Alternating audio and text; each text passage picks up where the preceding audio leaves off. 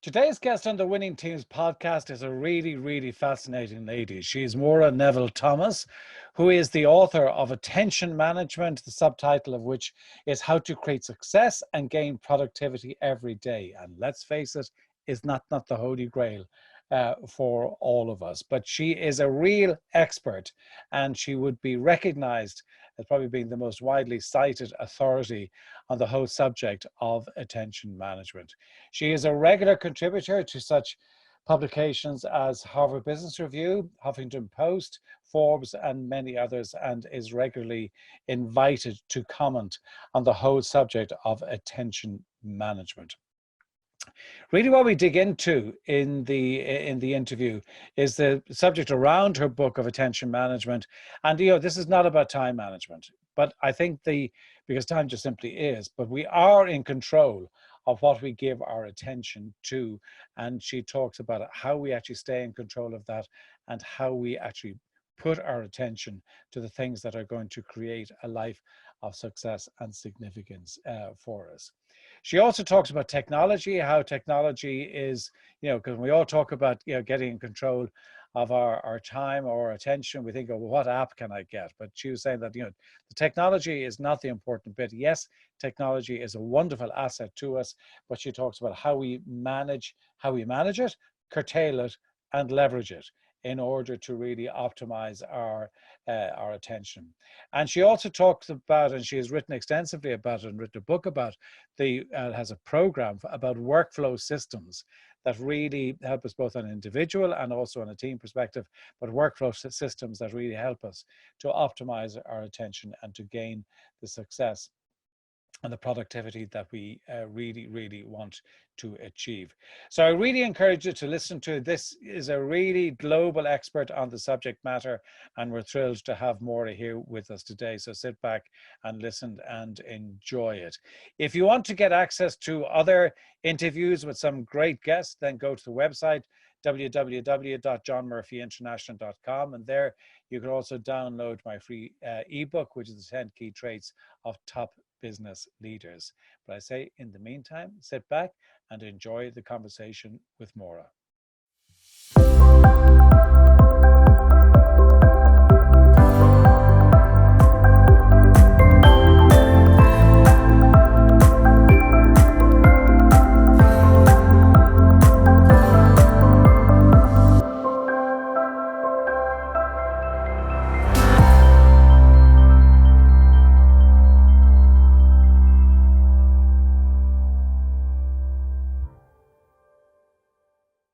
Maura, thank you so much indeed for being a guest on the Winning Teams podcast. We are delighted to have you here.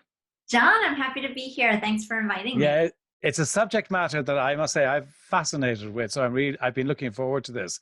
And, if we think about in the midst of all the challenges that exist in the world and where the technology is playing such a huge part, we wouldn't be able to do this interview if it wasn't for the technology that exists today. But one of the things that you talk about in your writings is that technology is also addictive. And how do we balance the fact that, okay, so on the one hand, it's addictive, but on the other hand, it's really valuable? How do we actually get the right balance in that? Yeah, it's a tough challenge because we need our technology to do our work. And yet the job of our technology is to keep us on our technology at the expense of our work. In my book, I call it the productivity paradox. I will say, though, I'm not a psychologist. I'm not qualified to define addiction or to sort of diagnose addiction. What I do think about technology is that it is habit forming, and it is designed to be habit forming. And we are interrupted by our technology every few minutes by design. And so that habit becomes a very strong habit, and it makes it difficult to overcome. That habit chips away at our attention span and chips away at our creativity and really our brain power. Studies show that people who switch their attention more often, their IQs can actually go down over time. So it is a real challenge. The balance, I think, is to control our technology. And I write about that quite a lot in my book, because if we don't control our technology, our technology controls us. Mm. And so we have many features. We have airplane mode, we have shush mode, we have do not disturb, we have off, we have silent, we can physically move it to another room. I think we have forgotten that our technology exists for our convenience. Mm. And I often wonder, when we look at technology and if you look at your book, Attention Management, it's kind of what we pay attention to is really what shapes our lives. And the more we become addicted to the technology, one has to question whether we're living a life that we choose or that we're being conditioned to. I have so many clients who say, or when I say to an audience, do you ever have days where you drive home from work feeling exhausted, but also that you didn't get anything done? You feel like, you were busy, you feel exhausted, but you also feel like you didn't get anything done. And most people say yes. And most people say, isn't every day like that? And so that to me is the red flag that our attention has been stolen all day. But the problem is that those days add up into weeks, into months, into years. And we've all found ourselves in that situation, thinking about something that we committed to do, or we wanted to do, or we planned to do, and finding ourselves saying, thought I would have done that by now. thought I would have made more progress on that by now, right? Thought I would have written that book, or moved to that new city, or built that custom home, or how often you've said to a friend, oh my gosh, how long has it been since I've seen you? Mm. And so the cumulative effect that having our attention stolen can be really that it directs our lives in a way that we wouldn't choose. Yeah, because I always think, when we talk about, when I talk to my clients, very often they say, "Oh, listen, I really need help with time management," right? Mhm. And I was kind of thinking, no, that's not really what the issue is. But before we kind of dig into the book, I'm just curious here, because when we talk about the whole focus is get more done, be more productive, achieve more, deliver more, you know. And to me, I was kind of say, well, okay, so that's fine. But what about lives of significance that people are actually looking to have? And very often we find, and I find it was, in my work, that people suddenly realize, okay, I have achieved success, whatever you want to determine that by, but I don't feel that my life is of any significance. How do you kind of marry that desire for significance into the work that you do in book like Attention Management? Yeah, in the introduction, one of the very first things I do in the introduction of the book is that I define what productivity means to me. And really the dictionary definition, or one of the dictionary definitions, is what guides me. And that definition is achieving a significant result. So how productive you are to me is how much progress you have made on the results that are significant to you. And you get to choose what significance means. And the significance changes with the time horizon. So what's significant to you today won't be what you think about as significant for the year. But the point is, regardless of the time horizon, you get to decide. And that's, if you think about, you're exactly right. If you think about the pursuit of productivity as just checking more things off your to-do list, it sounds exhausting and completely unmotivating. Mm. But if you think about productivity as the ability, as I put it, to live a life of choice rather than a life of reaction and distraction, then that feels, at least to me, a lot more motivating and a lot more of a worthwhile pursuit. Okay. And I mean, I know that you've got one of the programs, and what you've written extensively about is the workflow management system that Yes. you've got. And is that written to kind of help people to identify what their significant ambition might be, and to actually create then a process to achieve it? It really isn't. The goal of identifying what is important to you in your life is better left, I think, to a life coach Right. or a psychologist or someone like that, right? But if you understand what's important to you and what you really want to pursue in your life and what matters, and I think most people know this. I do ask my audiences to sort of define this at the beginning. If you were to if you were to hear a friend describe you, what would you want them to say? What are words that you would want them to use?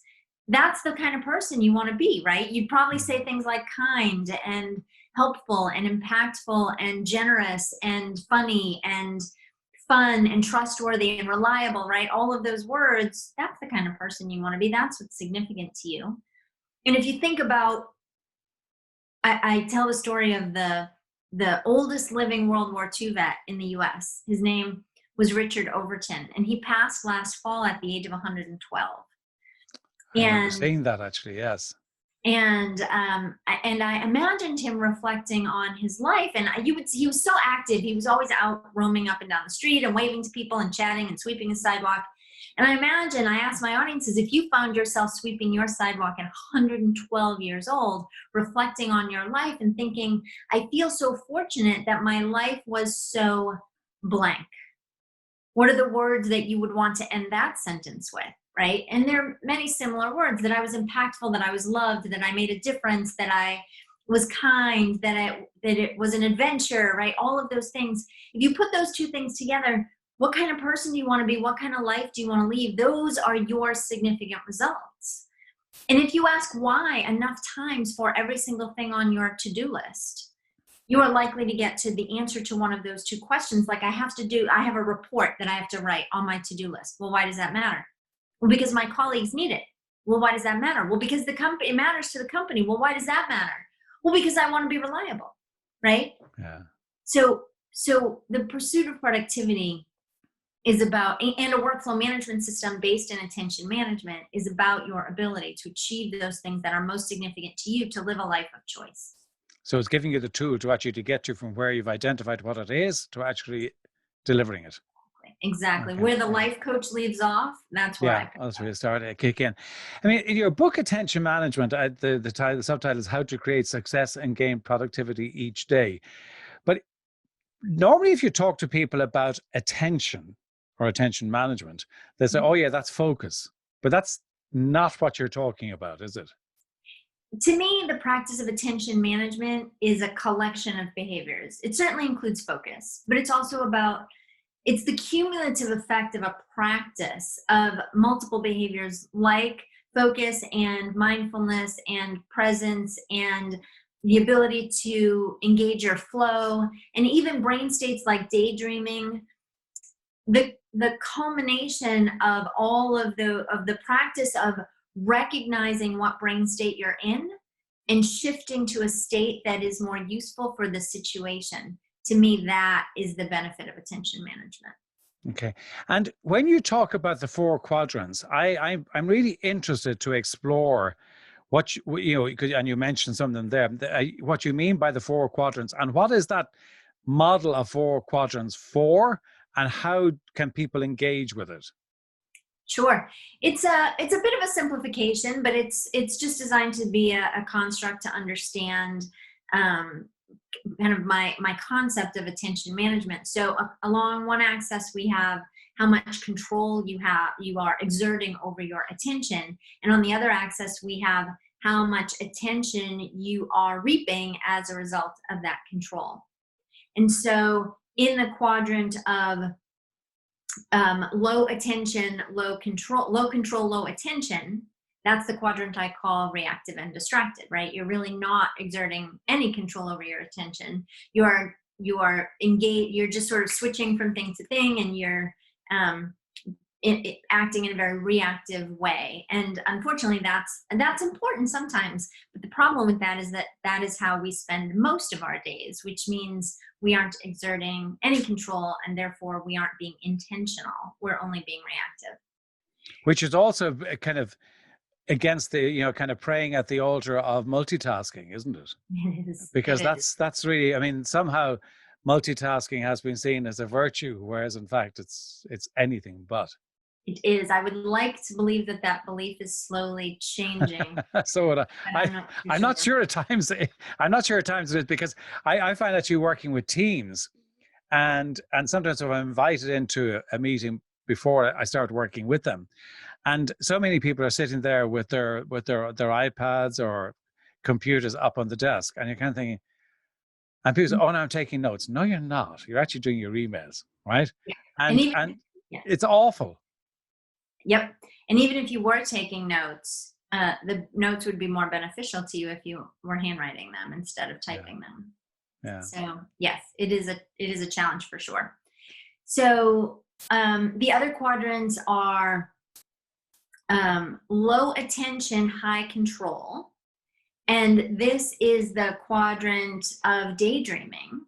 And that might sound counterintuitive because people think, well, you aren't controlling your attention when you're daydreaming.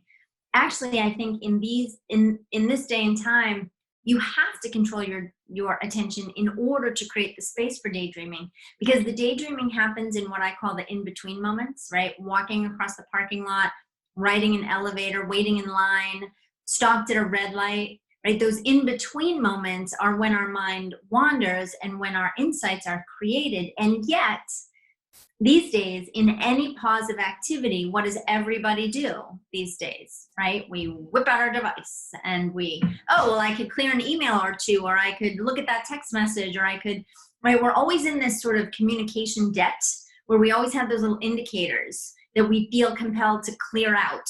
And so it's like, oh, I can get rid of one of those indicators. I can clear out one of those messages. And so we've lost those in-between moments to daydream, but that daydreaming and mind wandering is so very important for our creativity and our insights.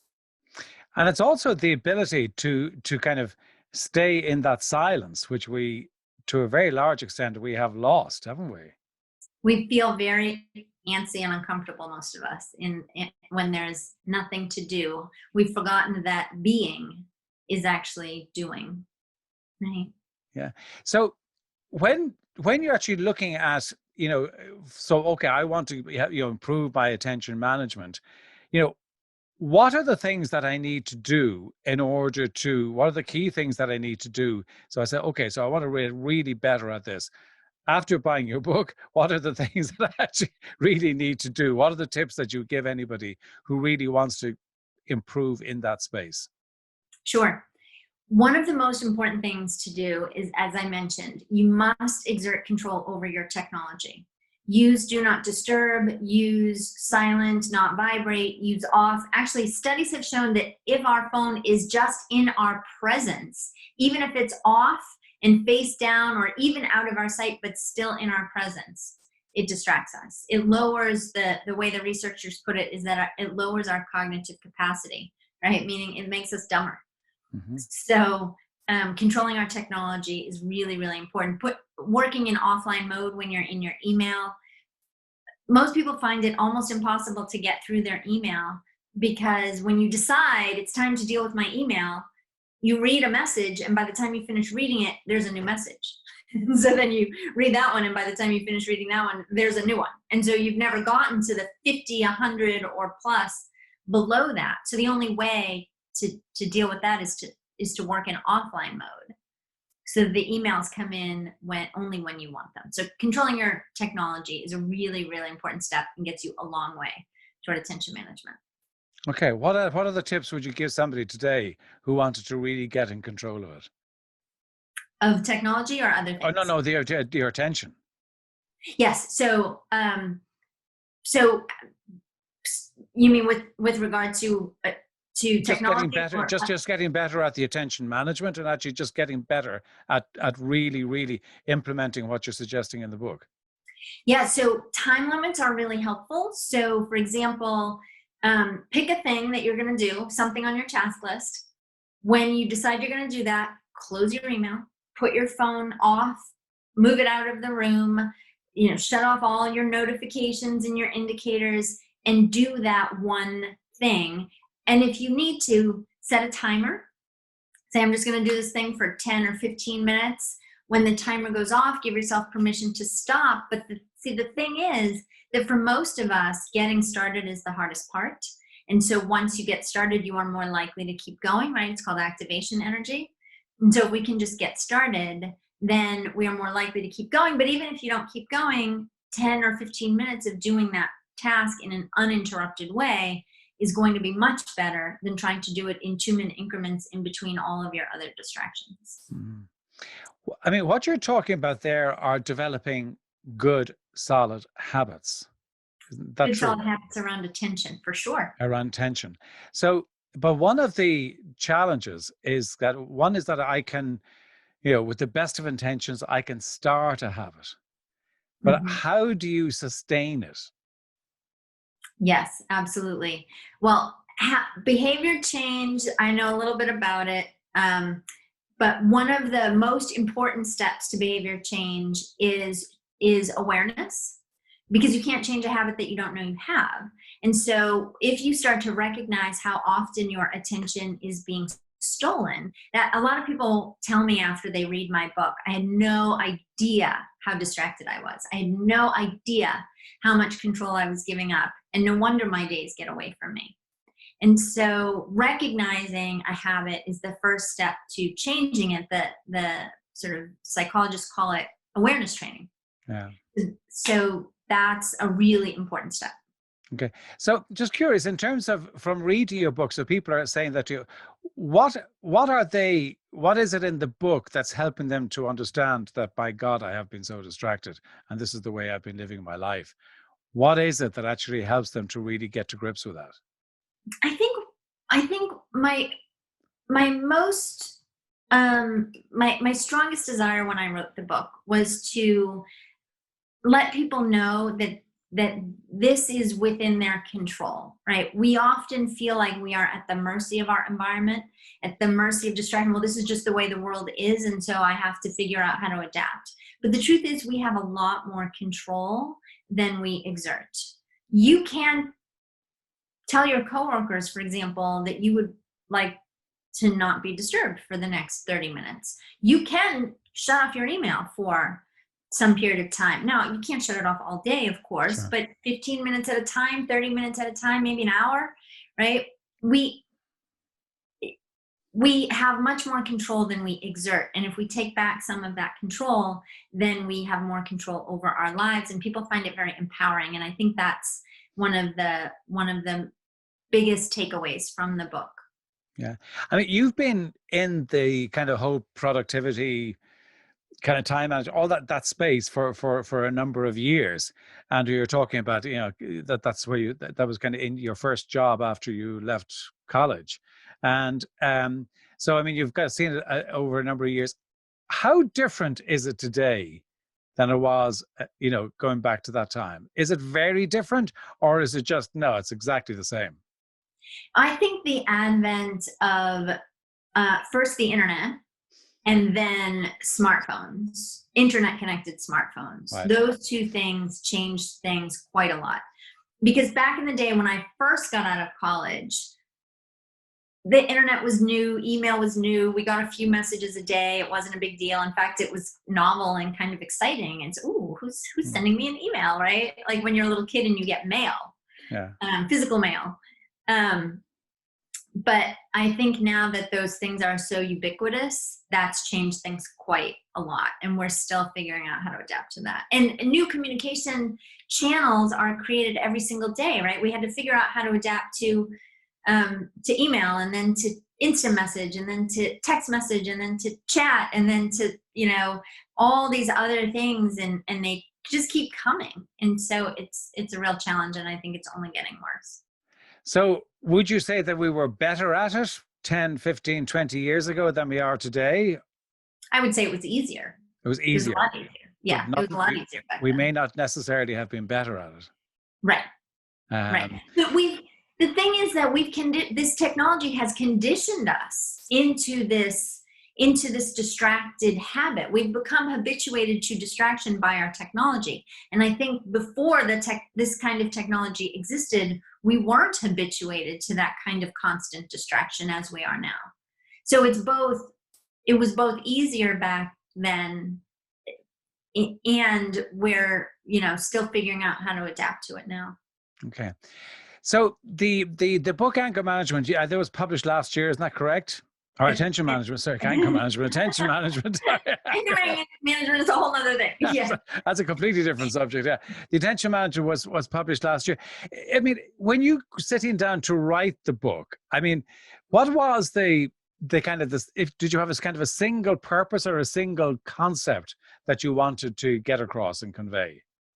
Yeah, it was that idea of empowerment. It was that idea you can't control time, right? So this idea that, oh, if I was only better at time management, I would get more of my important work done.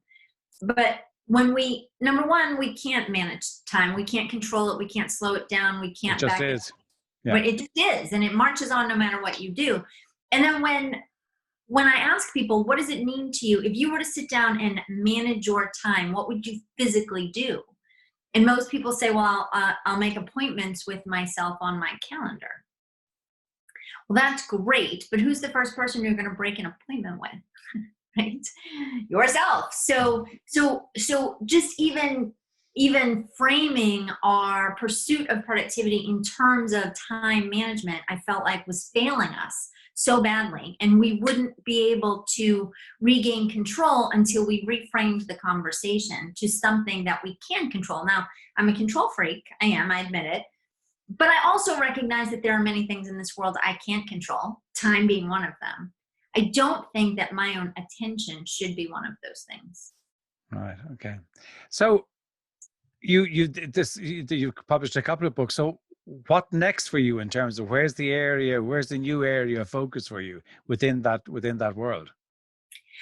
I wrote my first book, which details my workflow management system called the Empowered Productivity System. I wrote that book almost 10 years ago, and I didn't describe it as well as I do now. I didn't organize it as well as I do now. And so I'm working on a reboot of that, and it will probably be broken up. So Empowered Productivity has 6 components, attention management being one of them. I may write the small, because attention management was published by a publisher called Source Books, and it's in a line from Source Books called Ignite Reads. Yes. And the tagline of Ignite Reads is Spark Impact in Just 1 hour. So the book is small, it's hardcover, it's very colorful, it has 6 pages, thick pages. It's really a joy to sort of hold and to read. It's got action steps, and you can get all the main ideas and exactly how to get started in just about an hour. And so I'm probably going to cover each piece of the Empowered Productivity System in that short 1 hour read so that it's easier for people to consume. Fantastic. Well, we look forward to it. I mean, I love your material, and I think that, reading, what you write and the way you write, I think you actually make, bring the topic to, in a way, express it in a way that people can understand it, can grasp it, and can do something with it. So I commend you for that. Before I wrap up and ask you can tell people where to get in touch with you, a book, and I love asking authors this, is a book other than your own that's had an impact upon you, which one it was and what impact it did have. It really depends on which decade of my life we're talking about, I think, but a couple when I was younger that probably shaped my perspective going forward. One was Unlimited Power by Tony Robbins. Oh, yes. Yeah. And that idea of, he calls it mastering your communication with yourself, right? We all have this head chatter, and if we can take control of that, then we can really shape the direction of our lives. That had a huge impact on me. I think the other one was Robert Kiyosaki's books, Rich Dad, Poor Dad, and Cash Flow Quadrants. It really changed my perspective about money. Again, I think the theme there, they both made me feel very empowered that I had choices about how I looked at things in my life. So those were a couple in the past that had a real impact. Lately, I read more books about brain science. Yeah, I know, but it's I always think that it's kind of one of those easy questions to ask and harder questions to answer, because it depends nearly on the day of the week that you ask me, I probably will give you a different answer. And if I think back a long time or a most recent time, the other question is daily rituals, if you have them, and what they are. My husband is my partner in the business, and we both work from home. And so it's really important. I talk a lot with my clients about work-life balance. And so it's really, I believe work-life balance is really a thing, and it's really important. And so it's important for me to walk the talk. So my husband and I try to have a time every night where we close the computers, put the work away, put the computers in a different room, and really make a conscious shift out of the workday into our personal time. And we're actually learning to play, well, he knew a little bit more than I do, but I'm learning to play chess. So we're ending the day in the late afternoon with a game of chess before dinner. And then we have dinner, and then we go for a walk. And it's just a really nice way to sort of incorporate movement into our day and have some together time and stimulate our brains in a different way. And so that's what's helpful. Yeah, I think it's really important what you're talking about there, because I think that, you know, particularly if you're working from home, there is a danger that you get this creep, and also that you don't differentiate between work and your own kind of leisure time, for want of a better word. Yes. And therefore you don't ever really switch off.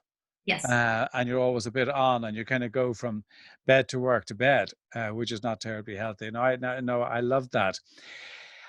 This has been great. I love your topic. I just find it fascinating. Where can people reach you? We put it in the show notes for somebody listening. Where can they go and find out about you and find out more about attention management? The best place to get started is to assess your own attention management skills and get a customized plan of how to get started based on where you are now. And you can do that for free at maurathomas.com/assessment. That's a great place to get started. My books are available anywhere books are sold, and there's a ton more information on my website. Okay. And by the way, I have really looked around your website, and there is a ton of really good resources. I did do the assessment myself, so I found it interesting, but there is a huge amount of resources, and I certainly would encourage anyone to go and have a really good look. Maura, thank you so much for being a guest today. It's been a real honor and pleasure to have you, and I look forward to talking to you real soon. Thank you so much, John. It's been a pleasure.